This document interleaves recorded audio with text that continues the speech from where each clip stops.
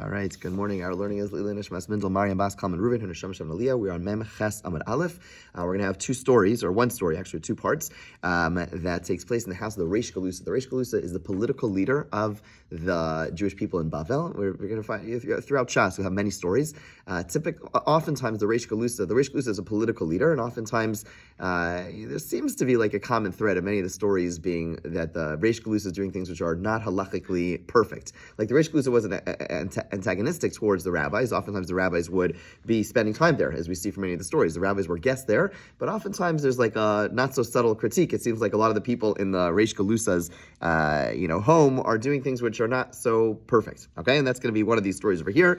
Let's see what happens. So Rabba v'Rav Zera, we're two lines, the second line on Mem Ches Amud Aleph. Rabba v'Rav Zera iklau levesh Reish Galusa. So Rabba and Rav Zera, two leading scholars, two leading sages, they go to the house of the Reish Galusa. Literally, Reish Galusa means the head of the exile. So he's the political leader of the exile. So he saw a servant placing a jug of water, a jug of like cold water, on the top of a kettle in order to heat the water in the jug. Okay, so there's a kumkum, which we use that word in Hebrew as well, which is a hot kettle, and he places a cold jug of water on top of it in order to heat it up. Nazir Rabba saw this and he yelled at the servant. Okay, Amalei Rav Zera turns to him and says, why is this different than the case of one kettle on top of another kettle? So it seems like it was common practice on Shabbos to you have one kettle of hot water, and they would take another kettle of hot water and they would place it on top of the other one. Why is it different? In both cases, you're using the heat from the bottom one to heat the top one. She gives a very straightforward answer. And then for the record, there are different ways of understanding this Gemara. I'm going with one approach. But Amalei Hasam Ukme Kamokim. Okay, there.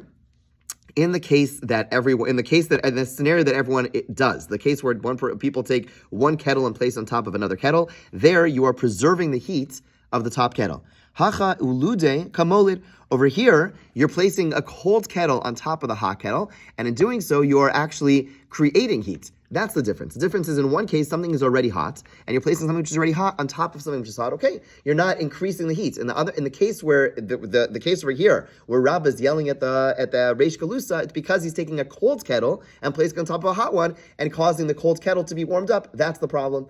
Some of the Mefarshim who understand the Gemara this way explain that even though the servant may have intended to remove it before it got really hot, in other words, he wasn't planning on doing bishul, but at least according to many Rishonim, not all Rishonim, it would be forbidden to go ahead and place something in a setting where it's possible to get really hot. In other words, what's bishul is getting something really hot. So the question is, what if I take something, let's say a liquid, and I place it on my hot plate on Shabbos, right? I'm allowed to do so, and then take it off 20 minutes in before it gets really hot. So I'm just going to warm it up. I don't want cold water. I want warm water. So according to most poskim, not according to most Rishonim, not all Rishonim, but according to most Rishonim, you're still not allowed to do so. You're not allowed to place something in a setting where it is possible for it to get boiling, to get cooked, even if you plan on taking it off before it got fully cooked. Okay, so that's story number one. So why is that different than the kettle on top of the kettle? The kettle on top of the kettle, it's already hot, so you're not heating it up.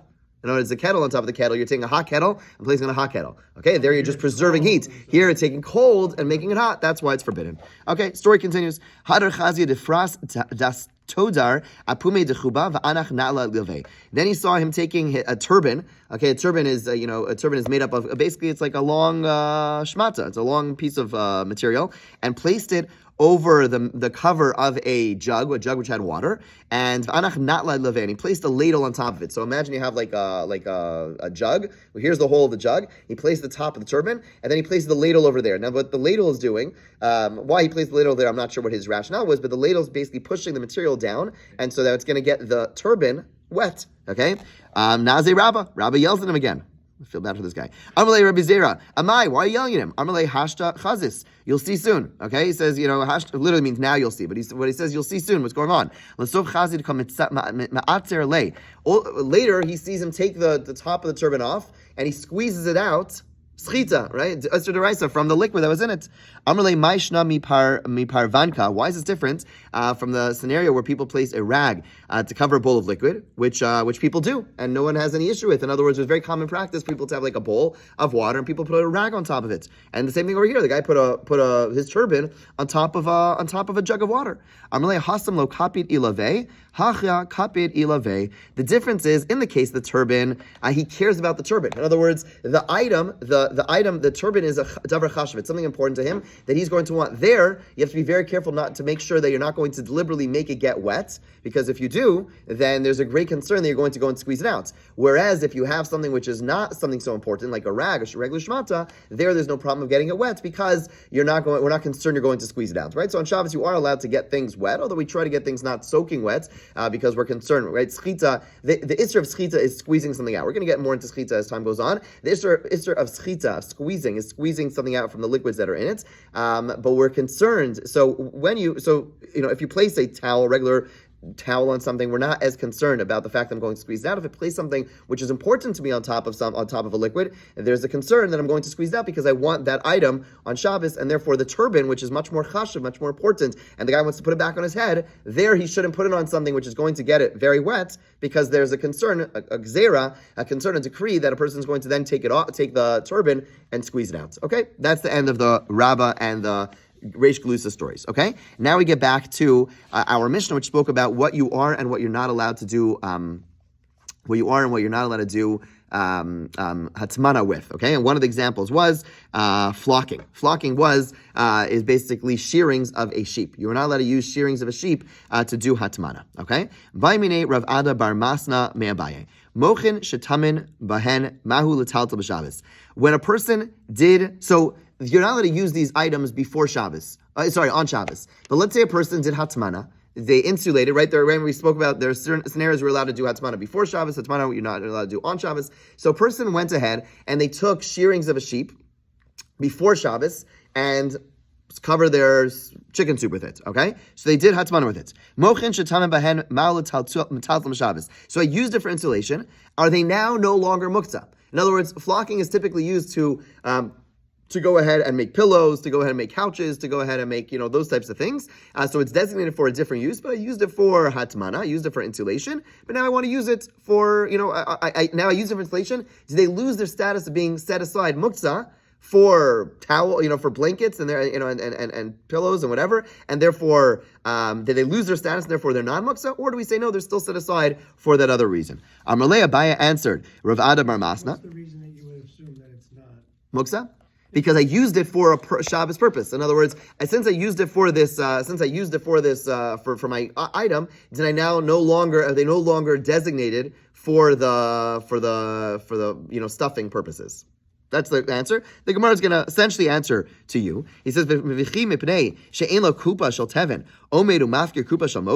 he says, just because the person doesn't have straw for his insulation, does he therefore go ahead and make hefker? Does he therefore give up on the value entirely of his box of flocking? So what's the answer? What's Abai saying? Abai is saying like this: the shearings of a sheep are very expensive. Okay, they're typically the stuffing is used for they're very expensive.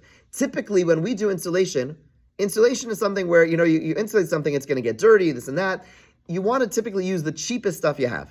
So typically, you want to use straw. But this guy, it's Erev Shabbos, he's running around his house, like happens to all of us. We don't have the straw. Call the neighbors, they don't have the straw. So what does the guy do? I have some shearings of sheep, and he wants to use that. So Abaya answers, just because he used it for this lowly purpose, doesn't mean he wants it hefker. He's going to want to take it off. He's hoping it stays clean, and then he's going to use it for the expensive purpose of the blanket, of the pillow. And therefore, the fact that he used it for this purpose doesn't mean that he's given up on his ownership of this item. He basically says, so what? Just because I used it for hatmana doesn't mean I no longer want to use it for its primary purpose, which is the more valuable purpose. And therefore, he says it's still muktzah. It's still muktzah, yeah? Lema misayele, the Gemara wants to bring a proof from a brisa for Abaya's position. Tomnim begizei tzemer, uvitzife tzemer, uvilshono shel margaman uvimochin. A person's allowed to insulate with wool shearings, with combed wool, with purple wool, and with, again, this flocking, okay? Ve'em metaltlin osan. But you cannot move them.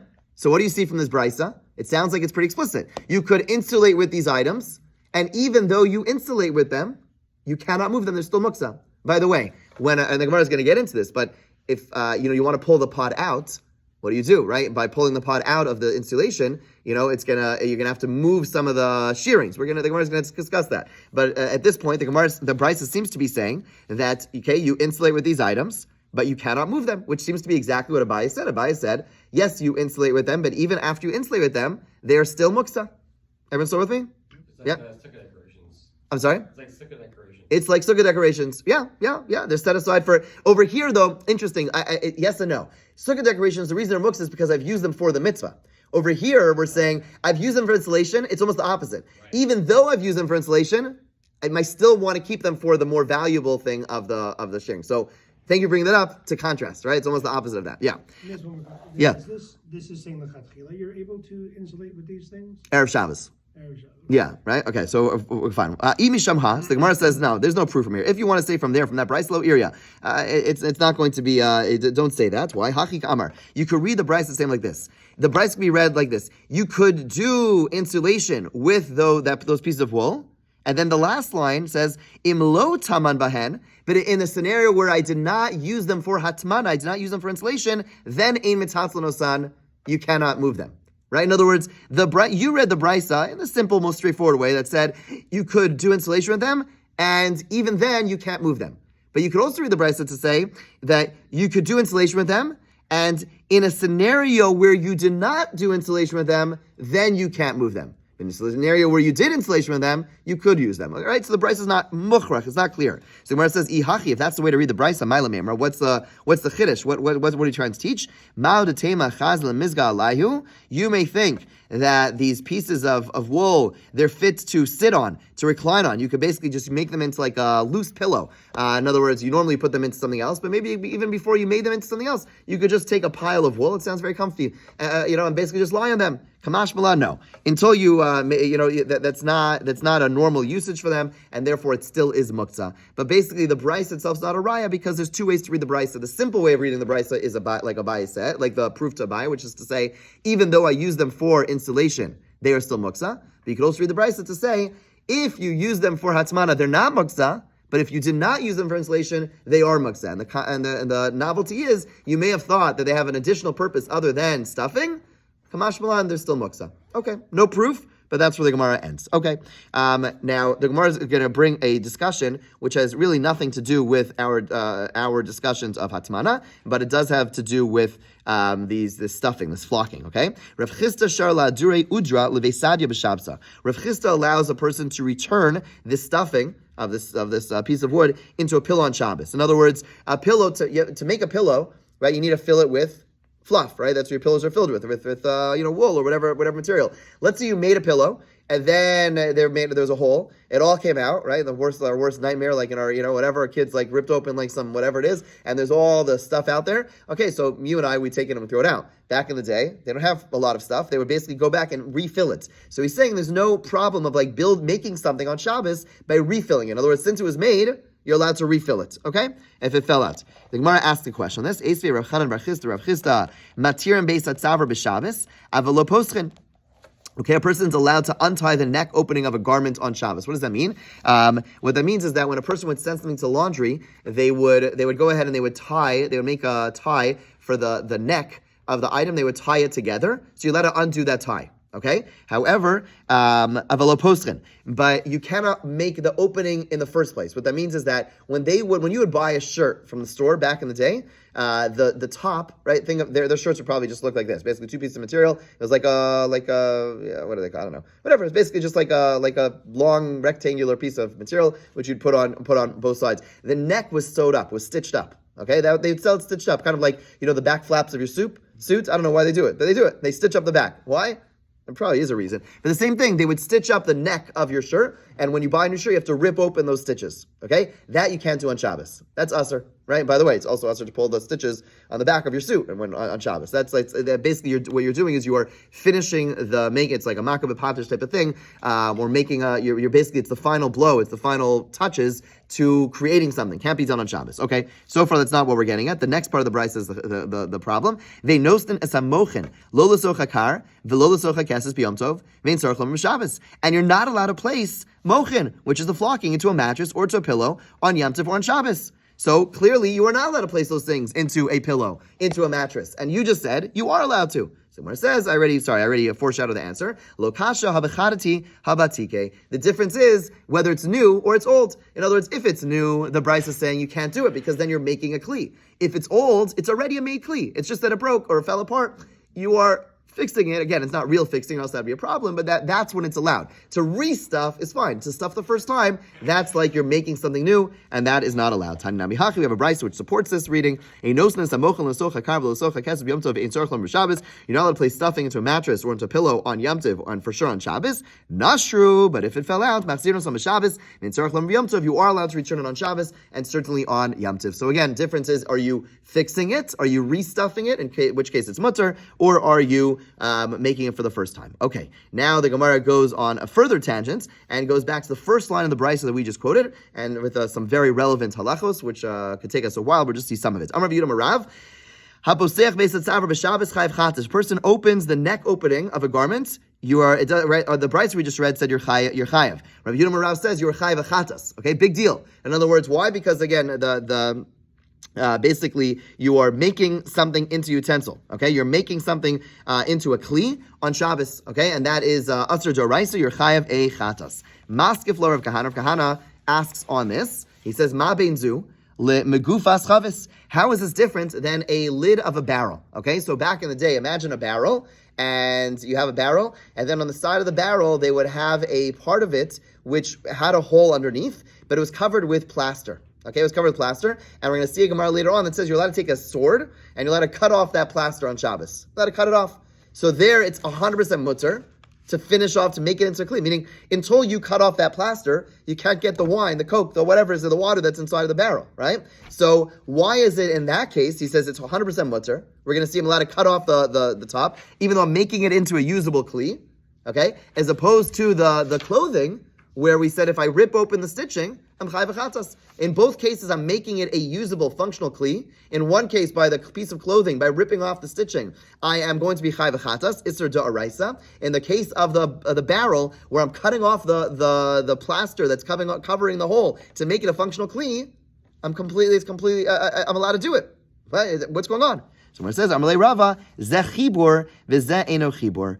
The shirt opening, there it is attached. It's one unbroken piece of material, right? It's the clothing, and it's made as one. It's stitched together. It's considered one piece of clothing. Okay. Whereas with the barrel, it's two separate pieces. It's the barrel, and it's a separate piece. Now, what is the significance of it being two separate pieces? Okay, this is a major discussion which has major ramifications. So many understand what this means is that since before the person, meaning when the clothing is made as one piece of clothing. Okay? Meaning this is all stitched together. So it happens to be, in order to make it functional, I would have to go and tear apart a part of the stitching to make it usable for me. Whereas with the barrel is initially made as a functional barrel. And then they go ahead and they say, okay, well, I don't want it to spill. I don't want it to be going all over the place. And they add a piece of plaster. So it really was a functional piece of, a functional barrel before. It was already a kli. It's already made as a kli. And then I added the second part. Now I'm adding something to it, and therefore there's not going to be a problem. So what's the great application of this? A typical bottle of soda, right? Typical bottle of soda has, let's go with the plastic cover, just for argument. We'll see. There's a major difference between plastic and metal for this reason. And that is that with the plastic cover, right? So you're not making it into a kli, because when they produce it, when they make it, there's a bottom piece of your bottle of Coke, whatever. Here's a plastic, they fill it with Coke, and then they drop the plastic cover. So it was first a barrel, like this barrel over here, which is functional, and then they add the plastic. And therefore, according to many poskim, you're allowed to take it off. We'll come back later on why the cutting off of the bottom part to the top part, why that's not an issue. We'll see that in a later Gemara. But in terms of making it into a kli, that's not a problem.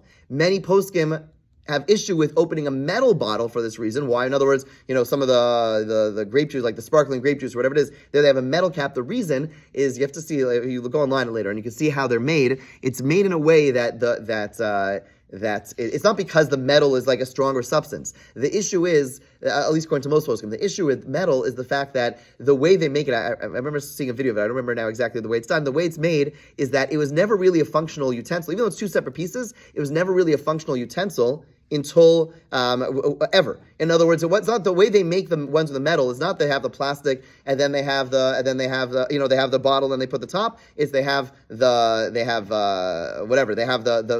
bottle is made almost immediately with the metal. I forgot exactly how it works, but the reason that the poskim say it's forbidden, according to many poskim, is because the fact that it was never functional as utensil, independent of the cover, and therefore the first time you open that cover, right? It's not because of the metal. People think, oh, people are more machmir because the metal is more strong. It's because when you open the metal, the way the metal is added is that it was never really functional as a utensil prior to it. I'm going to try to find the video and I'll try to send it to you because I don't need to refresh it for myself, but that is the major distinction between plastic. Now, there is what's relied upon. There's what's relied upon to use metal as well, but that's why some distinguish between metal and plastic, whereas many will permit plastic, they will be more machmir by metal because of this Gemara. In other words, this Gemara is making that distinction between is it functional independently before the cover goes on, and if the answer is yes, then that issue is not an issue. There's a whole bunch of other issues with opening caps. There's going to be lettering is going to be an issue, which we'll come back to, the opening on the perforation, which for some reason is not an issue, which we'll come back to, but that is that. Okay, as I mentioned yesterday, we do have time, so we'll learn a little bit of Mefmelio. We'll learn a little bit about his history. He lived in the past, in the 20th century. He lived during World War II. He was living in England at the time, but he had many students. He was a teacher at the time. Many of his students were traveling around. He was not able to teach them personally, so some of the stuff we have is Michta Melio. I'm using the Rabbi Carmel Strive for Truth translation and organization, but literally much of it is taken from letters that he wrote to students. Instead of giving them a shmooze in person, he was writing letters that he sent around the country. This first letter is actually a letter that he wrote to his son in 1938, who was learning in I think it was Telz at the time, that a letter that he sent his son, and so it's about happiness, the pursuit of happiness. So I'm just going to be summarizing, jumping around a little bit, and it's a long piece, so we'll just see a couple of highlights. Okay, so he begins by basically pointing out pursuit of happiness. Like if you ask most people, they want to be happy, right? What do we want from life? We want to be happy. We don't want to be walking around depressed. We don't want to be walking sad. We want to be happy people. And the question, of course, is how do we go about? Like, is there any specific person or type of person? Is there any type of model of a person, like a prototype of people that this type of person is happy? Of course, as it goes without saying that a person's socioeconomic status is not an indicator. We don't have to, I don't think we have to unpack that. That's pretty straightforward. That regardless of a person's wealth, that does not necessarily lead to happiness. But he quotes a Mishnah in Pirkei Avos, which he gives a novel read. The Mishnah says, "Hakina, hataiva ve'akavod, motziin es ha'adam min ha'olam." Okay, the way that I think many of us learn that Mishnah, simply put, is kina, which is jealousy, taiva, with lust, kavod, and honor. They take a person out of this world, meaning Hashem punishes you. If you pursue those things, Hashem is going to punish you because they're bad things. They're very bad things to pursue kina, taiva, v'kavod. The way he understands it is a very, I think, a brilliant read. And he says, no, the way to understand it is that those things, motziin es ha'adam min ha'olam, they take the person out of their enjoyment of this world. It's not a punishment from God. It's not a metaphysical Mishnah. It's a Mishnah saying that a person who has jealousy, if a person that's their goal in life, jealousy, that they want what other people have, or a person pursues their lust, or a person pursues honor, motziin es ha'adam min ha'olam, they're left with no satisfaction. In other words, if that's where they place their emphasis, that's where they place their drive, that's where they place their goals in life, like, I want that, then by definition, they're never going to be happy. They're never going to be satisfied. Hakina, hataiva, v'kavod, motziin es ha'adam min ha'olam, those are things which detract from a person's joy. The more a person runs after those things, the less a person enjoys it. As we know, and again, it's self-evident, we know that those things, you'll never be satisfied in any of those areas. There's never a point where we say, now I have enough kavod, I could retire. If you're a kavod guy, then kavod is endless. If you're a taiva guy, taiva is endless. If you're a kina guy, then there's always someone who has more. Kina, taiva, kavod, those are things which take a person out of this world, meaning a person does not enjoy this world. So he then asks, I'll just quote him, he says, does that mean that he's a weak-kneed person, without energy, without drive? Is that what we call life? Right? Is he like an old person with no goals, no desires, with all his vital energy spent? Could this be what we mean by happy life? In other words, so fine. But kina, taiva, kavod, those are drives. Those keep the world going, right? We know that without those things, the world would probably not function the way they do, right? So does that mean that the Torah is promoting a life of just having no drives, of basically being just like laissez-faire, of accepting things? And he points out, and again, we're going to stop in all this piece, but he says, no, of course not. Of course, and I'm just going to quote again, of course there's no happiness without goals, drive, ambition. Indeed, those things are life itself. Without drive, without ambition, there's no joy. Joy only comes about from those things, but it all depends on what the goals are. To what ends the drives and ambitions are directed. Happiness is when the goals are attainable, meaning as opposed to kina, taiva, kavod, those are unattainable goals. When they depend on no one else for fulfillment, when they're independent of those self-frustrating urges called jealousy and status seeking. When can that be? Only when the ambition flows from love of Torah, love of wisdom, love of Musar, the desire for true ethical living. So he says there are things which are attainable. There are things which are attainable, and that is what we call the good life. Pursuing things which are meaningful. Those there, we need to have goals in life. But if our goals are going to be things which simply detract from our enjoyment, kina, taiva, kavod, we're not going to enjoy our life whatsoever. Instead, we need to have goals, we need to have aspirations, we need to have drives, but it has to be directed towards things which are meaningful. And we're going to pause here as he continues to develop this piece. Okay, but something to think about. What is it that, when we think of that, what are we spending our energies? What are we dreaming about? What are we aspiring for? Are we aspiring for things which are just going to cause frustration, motzinas adam and olam, or are we striving for things which are going to actually increase our happiness? And we'll come back and develop that further, God willing, tomorrow. Have a great day.